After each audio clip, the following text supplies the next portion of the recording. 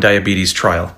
Today they reported that all 12 patients are fully enrolled in their trial with an average time since islet cell transplant of 8 months, and 100% of their patients who have been in the trial for over 4 weeks are off insulin. So 10 of their patients are completely off insulin, and the other 2 are going to be off very soon. There was no graft rejection, and they continue to show a favorable safety and tolerability profile. The 12 adults in their trial had type 1 diabetes for an average time of 33 years, and their average A1C altogether was 8.0. You guys, one of the most amazing parts about this trial, besides the fact that they're curing people of type 1 diabetes, is how quickly they're curing them. All of their first 10 patients, who are just 4 weeks post-transplant, had an A1C below 6. It only took them 4 weeks for that average A1C of 8 to drop below 6. Do you know how fast that is? And if you take these 10 patients and look at their most recent A1C average together, it's 5.35. That is a non-diabetic A1C.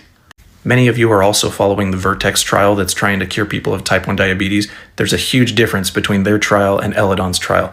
Eledon is running laps around them with how quickly their patients are coming off of insulin. Not just how quickly, but how low the A1C is actually coming down to.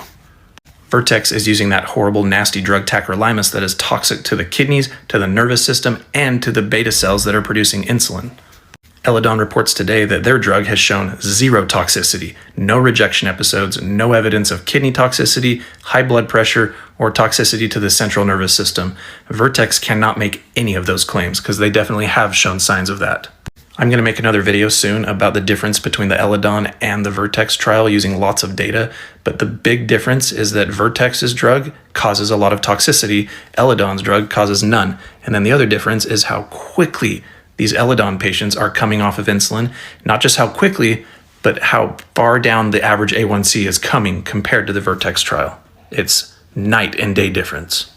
Eledon's CEO, D.A. Gross, says that type 1 patients have been waiting for decades for a potential functional cure, and it's very encouraging to see meaningful progress in that direction through the emerging promise of tegoprubart. He goes on to say that these latest findings support the potential of tegoprubart to enable effective islet graft protection while avoiding the toxicities often associated with calcineurin inhibitors, and potentially enable access to islet cell transplant for individuals with type 1 diabetes.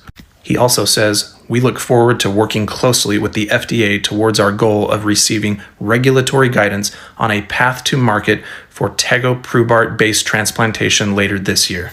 Eledon is literally running laps around everybody on the race to cure type 1 diabetes. They're going to be meeting with the FDA this summer about a path to approval. This is so exciting, you guys.